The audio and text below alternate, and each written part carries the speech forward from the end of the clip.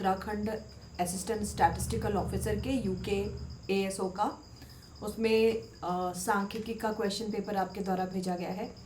और एक रिक्वेस्ट है आप लोगों से, आप जिस किसी भी एग्ज़ाम के क्वेश्चन पेपर को सेंड करते हैं प्लीज़ दोनों लैंग्वेज में करें, क्योंकि सिर्फ हिंदी में या सिर्फ हिंदी में अगर आप भेजते हैं तो it's a little bit difficult. फिर भी मैंने इसको सॉल्व करा है, तो चलिए और इसको डिटेल एक्सप्लेनेशन मैं आपको दूंगी किस तरीके से क्वेश्चंस, और आपने जो अपने आंसर्स लगाए हैं आप उन आंसर्स को मिला भी सकते हैं। With detail explanation Uttarakhand ASO के पेपर को मैं आपको solve कराऊंगी। First, let me introduce myself. Student, I am Dr. Shipra ma'am, and I am NET and JET qualified, and I have specialization in econometrics and mathematical economics, and I have diploma in finance also. And this is my number 9320634901. You can message me on this number, and my app is Shipranomics. You can download my app from Google Play Store. And student, मेरे app पर अभी UGC net के लिए live classes चल रही हैं, Madhya Pradesh set की live classes चल रही हैं, यूपी पीजीटी के लिए लाइव क्लासेस चल रही हैं, और हरियाणा पीजीटी के सब्जेक्टिव एग्ज़ाम की तैयारी भी चल रही है। तो आप इन सभी कोर्सेज़ में एनरोल हो सकते हैं। सेकेंड जो इन्फॉर्मेशन आप लोगों के लिए वो ये है कि मेरे ऐप पर अभी नवरात्रा स्पेशल, नवरात्रि के अवसर पर डिस्काउंट कूपन भी लगाया गया है। तो कोर्सेज़ तो आप लोग लेते ही हैं, you should avail these discount coupons. चलिए स्टार्ट करते हैं without much delay. Question number 1 है, निम्नलिखित में से कौन सा भारतीय सांख्यिकी तंत्र का हिस्सा नहीं है? तो वेरी ऑब्वियस डीएसटी नहीं है, है ना। सेकेंड है कि यदि 18CR is equal to 18CR plus 2, तो यहाँ पर आपको RC5 का मान निकालना। देखो इसको कैसे सॉल्व करते हैं, सिंपल सा था। यहाँ पर कॉम्बिनेशन का फॉर्मूला हम तब लगाएंगे जब हमें यहाँ पर R की वैल्यू निकल जाएगी, ठीक है। तो R की वैल्यू निकालने के लिए क्वेश्चन नंबर 52 में यहाँ पर है 18CR is equal to 18CR plus 2।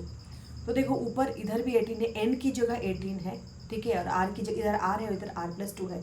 तो इसको हम लिख सकते हैं 18 is equal to R plus 2, ठीक है। We can write like this. थोड़ा सा यहाँ पर कॉमन सेंस लगा करके इसको बना लेना चाहिए था, ये बहुत ही सिंपल सा है।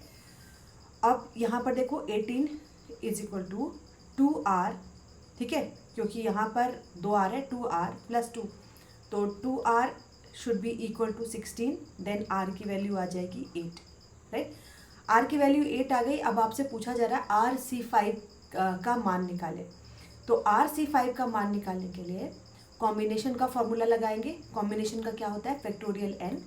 फैक्टोरियल n माइनस R और फैक्टोरियल R, ठीक है। फैक्टोरियल तो निकालना इजी है, फिर भी मैं बता देती हूँ। NCR, तो फैक्टोरियल n की जगह यहाँ पर हमने कितना रखा है? 8, तो ऊपर हो जाएगा 8। n माइनस R मतलब 8 minus 5, factorial 3 into R means 5। अब इसको आप पूरा कट करोगे, किस तरह से करना है? तो नीचे 5 है फैक्टोरियल का, तो 5 तक कट कर देंगे, 8 इंटू 7 इंटू 6, और नीचे बचा 3 इंटू 2। तो इसको जब आप पूरा कट करेंगे तो आपके पास आ जाएगा 56, राइट। तो बहुत ही सिंपल सा ये क्वेश्चन था कॉम्बिनेशन का, लेकिन थोड़ा सा इसमें ट्विस्ट कर दिया गया था। देखो क्वेश्चंस बहुत ही सिंपल आए हैं, कोई बहुत डिफ़िकल्ट क्वेश्चन नहीं आया स्टैटिस्टिक का, I must tell you. But ये होता है ना कि क्वेश्चन रिपीट नहीं होते हैं, और क्वेश्चन बिल्कुल वैसे ही क्वेश्चन नहीं आते जैसे हर बार आते हैं, और क्वेश्चन में थोड़ा थोड़ा ट्विस्ट करके आता है। तो जब आपका बेसिक क्लियर रहता है तो आप इन क्वेश्चंस को बना सकते हैं, ठीक है। 51 हो गया, 52 हो गया, आप लोगों ने अब साथ में मिलाते चलिए। 52 का आंसर है 56, ठीक है। 53, यदि A और B दो अतिरिक्त उप समुच्चय हैं तो A माइनस B किसके बराबर होगा? तो देखो अतिरिक्त उप समुच्चय की जब बात होती है तो यहाँ पर A इंटरसेक्शन B। 54, n विभिन्न वस्तुओं को दो विभिन्न संदूकों में कितने प्रकार से हम रख सकते हैं? ठीक है, तो यहाँ पर होगा 2n। 55, जनांकीय लाभांश किस आयु वर्ग की जनसंख्या वृद्धि को निर्दिष्ट करता है? Working age 15 to 64। एक बारंबारता बंटन के माध्य के सापेक्ष प्रथम 4 आघूर्ण मूवमेंट की बात की गई है, 4 मूवमेंट बताए गए हैं, और आपसे पूछा गया है कि इसका कर्टोसिस कैसा होगा। स्टूडेंट, इसीलिए मैंने बोला कि इंग्लिश में भी क्वेश्चन सेंड कीजिएगा, क्योंकि हिंदी वाले क्वेश्चन इतने क्लिष्ट भाषाओं का प्रयोग करते हैं कि इसको समझना थोड़ा सा मुश्किल हो जाता है। तो देखो प्रथम 4 आघूर्ण मतलब 4 मूवमेंट यहाँ पर दिए गए हैं, 4 मूवमेंट्स दे दिए गए हैं, है ना। पहला मूवमेंट कितना है 0, दूसरा मूवमेंट है 2, तीसरा मूवमेंट है यहाँ पर 0 और फोर्थ मूवमेंट है यहाँ पर 11। ठीक है, 4 मूवमेंट दिए गए। पूछा गया है कि ये क्या है, तुंग जो भी है सपाट है, मध्य कुकुदी है, तो यहाँ पर किस प्रकार का कर्टोसिस है। कर्टोसिस निकालने के लिए सबसे पहले इसका फॉर्मूला लगाएंगे, बीटा का फॉर्मूला। बीटा का formula fourth movement divided by second movement का स्क्वायर। ठीक है, कर्टोसिस का फॉर्मूला याद रखना था आपको। फोर्थ मूवमेंट क्या है 11 डिवाइडेड बाय सेकेंड मूवमेंट क्या है 2, 2 टू जा 4, तो 11/4 जब आप कट करते हैं तो कितना आ जाता है, 11/4 को कट करेंगे तो यहाँ पर आ जाएगा 2.7, 4 टू जा 8, हाँ 2.7, मतलब बीटा की जो वैल्यू है इट इज़ लेस देन 3। ठीक है, तो ये ग्राफ आपको याद होगा। ठीक है, जब बीटा जो है बड़ा हो 3 से, बीटा जो है छोटा है 3 से और बीटा बराबर है 0 के, तो जो बीटा छोटा है 3 से इसका मतलब ही क्या है, प्लैटिकर्टिक, या इसको हम कहते हैं चपटा शीर्ष। तो यहाँ पर सपाट कुकुदता होगी, क्योंकि ये क्या है, बीटा की वैल्यू 3 से कम है, मतलब इसको हम इंग्लिश में कहते हैं प्लैटिकर्टिक, सॉरी प्लैटिकर्टिक। प्लैटिकर्टिक मतलब जिसका शीर्ष जो है वो चपटा है ना। बेसिकली कुकुदता या जो कर्टोसिस होता है उसमें हम क्या देखते हैं कि जो बारंबारता बंटन है, जो फ्रीक्वेंसी डिस्ट्रीब्यूशन है, उसका हेड कैसा है, लंबा है, मध्यम आकार का है या चपटा है। तो यहाँ पर क्या आएगा, यहाँ पर आएगा कि ये चपटा है, प्लैटिकर्टिक, क्योंकि बीटा की वैल्यू 3 से कम है। तो यहाँ पर क्या किया गया है, 2 चैप्टर को मिला के एक सवाल दे दिया गया, बट सवाल अच्छा था, कोई बहुत मुश्किल सवाल नहीं है। बीटा की वैल्यू निकाल करके इसको पहचान आपको कर देनी है। चलिए, निम्नलिखित आंकड़ों का बहुलक क्या है। तो देखो बहुलक क्या होता है, जो बहुत बार आता है जो संख्या, तो यहाँ पर 6 बहुत बार आया है। अब यहाँ पर क्वेश्चन नंबर 60, यदि y की x पर और x की y पर समाश्रयन रेखाएं दी हुई हैं तो r का मान निकालें। तो r का मान निकालने के लिए देखो, जब आपको दो bxy और byx अगर दोनों हमें पता रहे तो सबसे पहले यहाँ पर फॉर्मूला क्या हो जाता है, r is equal to root over. अगर 2 रिग्रेशन के लाइन हमें पता रहते हैं, ठीक है, कोएफिशिएंट ऑफ रिग्रेशन हमें पता है, तो हम क्या करेंगे, उसका रूट ओवर करेंगे तो हमारा क्या निकल जाएगा, r का वैल्यू या सहसंबंध गुणांक निकल जाएगा bxy इंटू byx, राइट।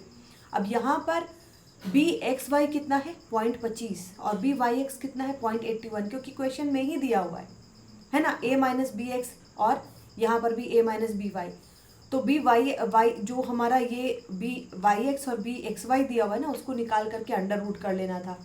तो रूट ओवर, माइनस के साइन को हम बाहर ही रख देते हैं, माइनस का ही साइन आएगा यहाँ पर 0.25 इंटू 0.81। ठीक है, तो यहाँ पर जो वैल्यू है ये होगी 0. देखो 45 की वैल्यू तो नहीं है, लेकिन यहाँ पर जो वैल्यू है ये 415 की वैल्यू है। ठीक है, क्वेश्चन नंबर 62, यहाँ पर आपको सेट थ्योरी दी हुई है, A union B is equal to 5/6, A intersection B 1/3 और P B दिया हुआ है। तो घटनाएं A और B कैसी है। तो देखो कोई भी घटना इंडिपेंडेंट है या डिपेंडेंट है, इसको जानने का एक तरीका होता है। सबसे पहले यहाँ 62 में हम क्या करेंगे, यहाँ पर 62 क्वेश्चन नंबर 62 में हमें जो दिया हुआ है A and B to be independent और डिपेंडेंट, तो यहाँ पर उसको निकालने के लिए क्वेश्चन नंबर 62 देखो, P A intersection B is equal to PA into PB, ऐसे लिख सकते हैं ना। ठीक है, A इंटरसेक्शन B तो हमें दिया हुआ है, PB भी दिया हुआ है, PA नहीं पता। तो यहाँ पर हम क्या करेंगे, 1/3 इज इक्वल टू PA हमें नहीं दिया हुआ है, PA की जगह PA लिख लेंगे। ठीक है, इंटू PB क्या है हमारा 1/2। तो यहाँ पर 1/3, अब चूंकि वो हाफ है तो 1 में से इसको घटा देंगे 3/2 आएगा, तो इज इक्वल टू 1/2 इंटू 2/3। तो both side is equal to equal, 1/3 है, इधर भी 1/3 है। इसका मतलब ये क्या है, ये स्वतंत्र घटनाएं हैं, क्योंकि दोनों तरफ इक्वल है। ठीक है, both sides are equal, then it is independent events. अगर इनमें डिपेंडेंसी है, अपवर्जी है, एक्सक्लूसिव है, एक्सक्लूसिवनेस जानने के लिए probability A intersection B should be equal to 0। ठीक है, तो यहाँ पर आपका ये स्वतंत्र घटना है। अच्छा, अब इसको मैं इरेज कर देती हूँ अगले क्वेश्चन के लिए। अगर आपको स्क्रीनशॉट लेना है तो आप ले सकते हैं। अगला क्वेश्चन क्या कह रहा है,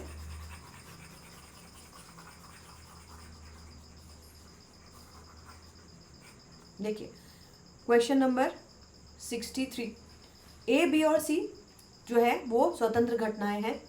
PA 1/3 है, PB 1/2 है और PC जो है 2/3 है। यहाँ पर प्रोबेबिलिटी के बहुत सारे मैथ्स आए, लेकिन सारे बहुत ही इजी वाले आए हैं। इन तीनों घटनाओं में से कम एक घटना के घटित होने की प्रायिकता, तो यहाँ पर हमें कम से कम एक घटना को बताना है ना। तो सबसे पहले हम क्या लेंगे, तीनों घटना नहीं घटने की प्रोबेबिलिटी क्या होगी। और वर्ड पर हमेशा ध्यान देना है तथा। अगर तथा रहता है तो मल्टीप्लाई होता है और या रहता है तो प्लस करते हैं, है ना। जब भी one sentence is connected by the word and, we use multiplication, and if the word is connected with the word or, we plus it, we add it, right। तो यहाँ पर हमें पहले तीनों घटनाओं का निकालना है कि इन तीनों घटनाओं के नहीं घटने की प्रोबेबिलिटी क्या होगी। फिर तीनों को हमें तथा मतलब तीनों को हमें मल्टीप्लाई कर देना है, उसके बाद जो आएगा उसको 1 में से लेस कर देना है। तो 63 में पहला जो है प्रोबेबिलिटी A के नहीं होने की प्रोबेबिलिटी क्या है, 1/3, तो 1 माइनस 1/3, ठीक है। PB इसके नहीं घटने की प्रायिकता क्या है, 1 माइनस हाफ, और PC के नहीं घटने की प्रायिकता 1 माइनस 2/3, ठीक है। तो यहाँ पर हो जाएगा 2/3, यहाँ पर हो जाएगा 1/2, यहाँ पर हो जाएगा 1/3, ठीक है। अब इन तीनों को हम मल्टीप्लाई कर देंगे, 2/3 इंटू हाफ इंटू 1/3, ठीक है। इसको कट करोगे तो 1/9, और 1 में से 1/9 को घटा लेंगे तो आ जाएगा 8/9। क्लियर है, ओके। आप स्क्रीनशॉट लेना चाहते हैं तो आप ले सकते हैं। इसके बाद आ जाता है क्वेश्चन नंबर 64। 3 पासों को एक बार फेंकने पर सभी पासों पर एक ही संख्या प्राप्त करने की प्रायिकता। सब वेरी इजी क्वेश्चन। मैं कह रही हूँ प्रोबेबिलिटी से जो क्वेश्चंस आए हैं बहुत ही खुश करने वाले क्वेश्चंस आए। प्रोबेबिलिटी के इतने प्यारे क्वेश्चंस मैंने देखे नहीं, ठीक है। तो 64 का जो जवाब होगा, पहले मैं इसको इरेज कर दूँ, फिर 64 के आंसर को मैं बताती हूँ।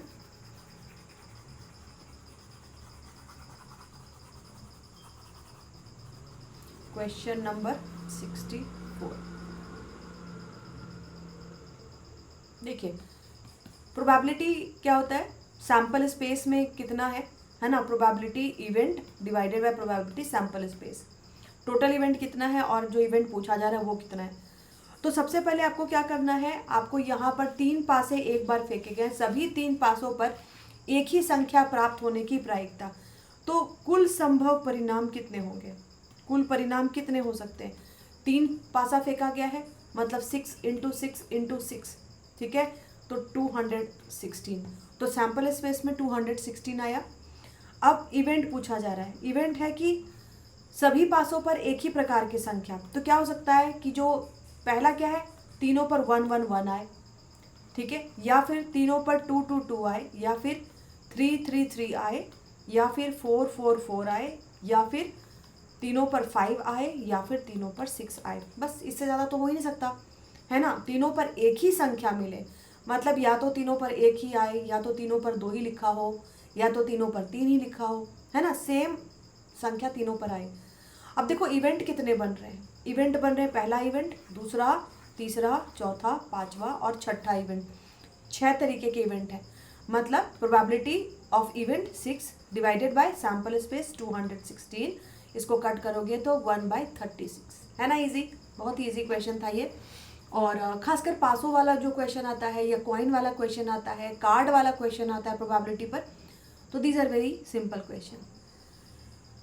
अब देखो जैसे एक सिक्के को 4 बार उछाला गया है, 3 बार चित आने की प्रायिकता क्या है। तो देखो एक सिक्के को 4 बार उछाला गया, बर्नौली प्रमेय लगेगा। बर्नौली प्रमेय लेकर के कॉइन वाला जो है, बर्नौली प्रमेय क्या कहता है, रिपीटेड ट्रायल्स मैं क्लास में बहुत बार ऐप पर पढ़ाती हूँ, तो मैं इस बात को बताती हूँ, रिपीटेड ट्रायल्स जहाँ पे रहे।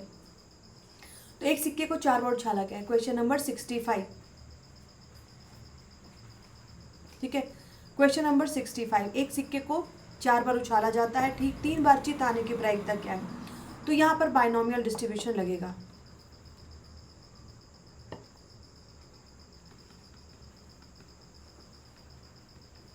ठीक है, बाइनोमियल डिस्ट्रीब्यूशन में n इज इक्वल टू कितना होगा? एक सिक्के को कितनी बार उछाला गया है? 4 बार, राइट। अब रिक्वायर्ड इवेंट क्या होगा हमारा? 4 कॉम्बिनेशन 3, NCR, राइट, NCR।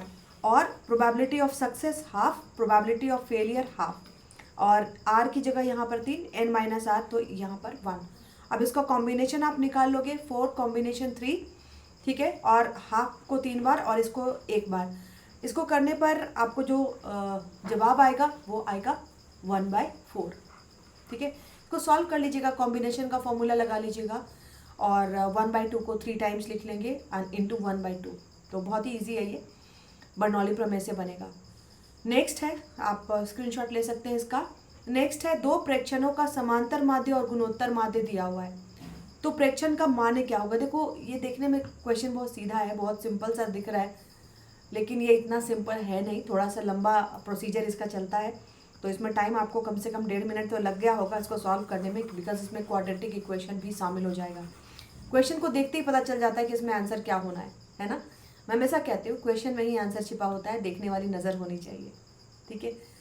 तो ये क्वेश्चन यूजीसी नेट ने भी बहुत बार पूछा है, 2 प्रेक्षण का समांतर माध्य। अब देखो यहाँ पर अरिथमेटिक मीन बराबर क्या हो सकता है कि 2 प्रेक्षण है तो a+b मान लिया हम, है ना। 2 प्रेक्षण है तो a+b मान सकते हैं, डिवाइडेड बाई 2, ठीक है। 2 ऑब्जर्वेशन है, एक को a मान लो, एक को b मान लो, उसको डिवाइड कर दो 2 से, राइट। अब a+b डिवाइडेड बाई 2 कितना दिया हुआ है? 10, तो a+b divided by 2 is equal to 10, right. तो यहाँ पर a+b कितना हो जाएगा? 20, राइट। अब ज्योमेट्रिक मीन क्या होता है? √a into b. Geometric mean मतलब दोनों को हम अंडर रूट कर लेते हैं। ज्योमेट्रिक मीन कितना दिया हुआ है? 8 है ना। तो यहाँ पर 8, मतलब a और b लेंगे तो 8 का स्क्वायर, रूट हटेगा तो इधर हो जाएगा 64, राइट। इतना आ गया आपका। अब देखो, since a+b is equal to 20 यहाँ पर दिया है ना, यहाँ पर a+b इज इक्वल टू 20 दिया हुआ है, तो अगर हम b निकालना चाहें तो क्या होगा? 20 माइनस a हो जाएगा, ठीक है। और यहाँ पर दिया हुआ ab इज इक्वल टू 64, ये b का वैल्यू इसमें से निकल गया, ab इज इक्वल टू 64, ठीक है। तो b की वैल्यू को हम क्या रख सकते हैं? a इंटू b की वैल्यू क्या आई? 20 माइनस a, तो लिख लो 20 माइनस a और plus 64 is equal to 0। Clear है? अब आपको इसको देख के समझ में आ गया होगा कि क्वाड्रेटिक इक्वेशन के फॉर्म में आ गया है ये, ठीक है। अब इस a से 20 को भी मल्टीप्लाई करो, a को भी मल्टीप्लाई करो, तो ये क्या आ जाएगा? a², राइट, माइनस 20a, ठीक है, और plus 64 is equal to 0, right. अब इसको हम क्वाड्रेटिक इक्वेशन के फॉर्म में तोड़ेंगे। 20 है, मैं हमेशा बताती हूँ कि इस तरह का जब इक्वेशन आता है तो क्या करना चाहिए? इसको a मान लो, इसको b मान लो और इसको c मान लो। a into c should be equal to b। 20 को कितने भागों में तोड़ेंगे कि वो a इंटू सी के बराबर होगा? तो इसको देखो, देख करके पता चल रहा है यहाँ पर 16 और 4, 16 4 20 भी हो जाएगा, और 16 को 4 से मल्टीप्लाई करेंगे तो 64 भी हो जाएगा, है ना। देख के ही पता चल रहा है। तो ये क्या होगा? a² minus 16a minus 4a plus 64 is equal to 0, ठीक है। यहाँ पर आपको दिख नहीं रहा होगा, मैं ऊपर से इसको लिख देती हूँ बिकॉज ये स्क्रीन हाइड हो रही होगी। यहाँ बचा a² minus 16a minus 4a plus 64 is equal to 0। अब इस इक्वेशन को हमें सॉल्व करना है, सॉल्व करके a माइनस 16 आ जाएगा और a माइनस 4 आ जाएगा इज इक्वल टू 0। मतलब a की वैल्यू या तो 16 आएगी या तो a की वैल्यू 4 आएगी। तो यहाँ पर देखो दिया हुआ है 16 एंड 4, तो 56 का आंसर होगा सी। ओके। यदि बारंबारता बंटन में वर्ग अंतराल खुले सिर वाला है, frequency distribution is open ended, किसकी गणना नहीं की जा सकती? बहुलक की गणना नहीं कर सकते अगर फ्रीक्वेंसी डिस्ट्रीब्यूशन ओपन एंडेड है तो। अच्छा, नेक्स्ट है 59, एक पासे को फेंकने पर सम संख्या आने की प्रायिकता। अब देखो अगेन मैं इस बात को बता रही हूँ कि जो पासा वाला क्वेश्चन आता है या कॉइन वाला आता है, ये सब काफ़ी सिंपल वाले सवाल होते हैं, ठीक है। तो इसको भी हम करते हैं। मैं इसको इरेज कर दूँ, आप लोगों ने इसका स्क्रीनशॉट ले लिया होगा आई होप। चलिए क्वेश्चन नंबर 59। क्वेश्चन नंबर 59 क्या कह रहा है कि एक पासे को अगर हम फेंकते हैं तो उसमें सम संख्या आने की प्रायिकता क्या है। तो देखो बहुत ही इजी वाला सवाल है ये, और इसको बनाने की ज़रूरत है क्या। सम संख्या आने की प्रायिकता क्या होगी, 1/2 ही होगी, है ना। सम संख्या मतलब कि जो एक तरीके की संख्या है, सम संख्या को 1/2। मेरे ख्याल से इसको बनाने की ज़रूरत नहीं है, इसको तो बहुत बार मैं बता भी चुकी हूँ आप लोगों को, राइट। फिशर का आदर्श सूचकांक, क्वेश्चन नंबर कितना है ये, किस पर हम आ गए, 59 पर, 70 पर आ गए, 69 और 66 हो गया ना, 69। अच्छा 69 क्या कह रहा है, चलो उसको बता ही देते हैं दोबारा से। 69 मुझे दिखाई दे रहा है। सैम्पल स्पेस में कितना आ जाएगा, एक पासे को फेंका है तो हमने सैम्पल स्पेस में 6 आ जाएगा, और इवेंट कितना हो जाएगा सम संख्या का, या तो 2 आएगा या तो 4 आएगा या तो 6 आएगा, मतलब टोटल इवेंट 3 है, तो 3/6 1/2।